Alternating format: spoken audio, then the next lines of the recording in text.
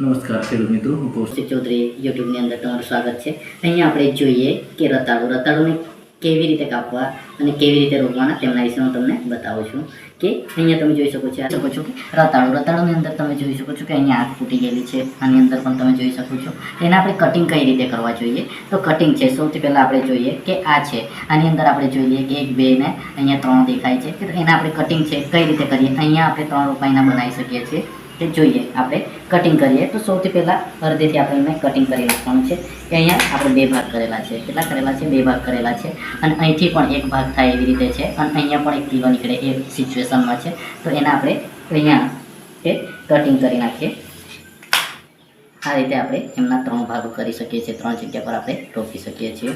આપણે રોપવાની સિઝન કહીએ છીએ કે રોપવાની સિઝન છે આપણે અખાત્રીજ પછી ગમે ત્યારે રોપી શકીએ છીએ। અખાત્રીજના દિવસે મુહૂર્ત કરવાનું છે મારે, એટલે અખાત્રીજની તૈયારી કરું છું।